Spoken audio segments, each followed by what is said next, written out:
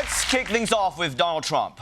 He was doing really well with black voters when he was running against Joe Biden, probably because black people don't with ghosts. But Kamala Harris is now stealing back some of Trump's black support. So today, Trump sat down with an interview with the National Association of Black Journalists, and things got off to a rocky start.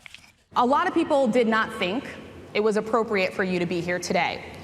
You have pushed false claims about some of your rivals, from Nikki Haley to former President Barack Obama, saying that they were not born in the United States, which is not true. You have told 4 congresswomen of color who were American citizens to go back to where they came from. You have used words like animal and rabid to describe black district attorneys. You've had dinner with a white supremacist at your Mar-a-Lago resort.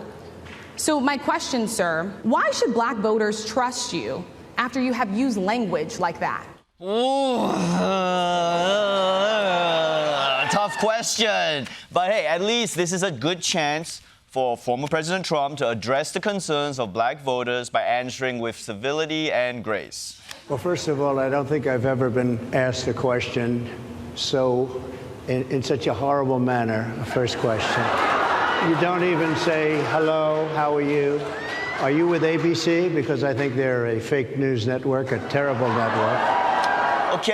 Okay, not a great start talking to a room full of black journalists, but you can still recover. I think it's a very rude introduction. I don't know exactly why you would do something like that. You invited me under false pretense, and then you were half an hour late, just so we understand. I have too much respect for you to be late. Well, I think it's a very nasty question. I have answered the question.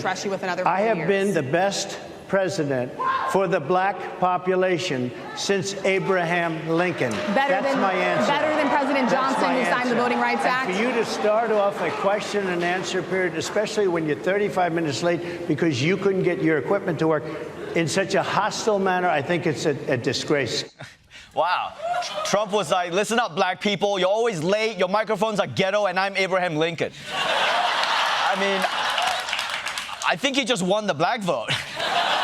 For most politicians or anyone else on earth, that would have been a low point of the interview. But because it's Donald Trump, it somehow got worse. Do you believe that Vice President Kamala Harris is only on the ticket because she is a black woman? Well, I can say no. I think it's maybe a little bit different. So I've known her a long time indirectly, not directly very much.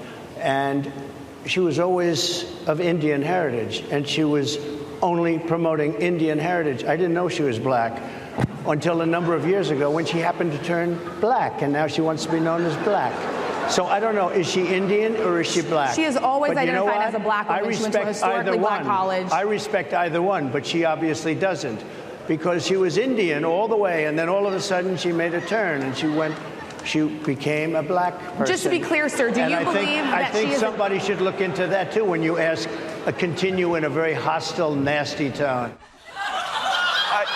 I don't know what's worse, that he thinks she turned from Indian to black, or that he thinks someone should look into that. Right? Who should look into that? Like, does he think the FBI is the federal black investigators?